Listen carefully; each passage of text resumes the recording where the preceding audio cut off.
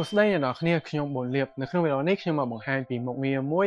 នៅលើ Apple Watch ដែលមានឈ្មោះថា Speak and Feel Time ដែលអនុញ្ញាតឲ្យយើងធ្វើការដឹងម៉ោងតាមរយៈសំឡេងនិងការញ័រ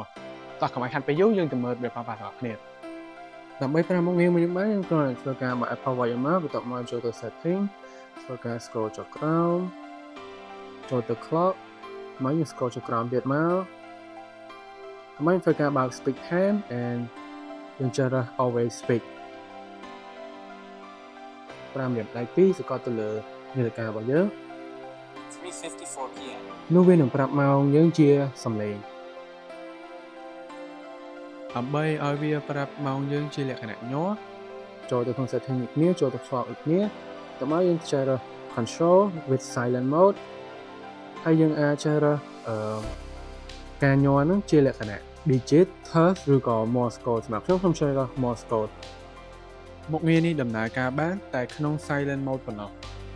ហើយដើម្បីបើក silent mode យើងត្រូវតែធ្វើការបើក control center យើងមកតែ scroll ចុះក្រោមធ្វើការបើករូបកណ្ដឹងមួយនេះនោះ silent mode on ដើម្បីចង់ដឹងម៉ោង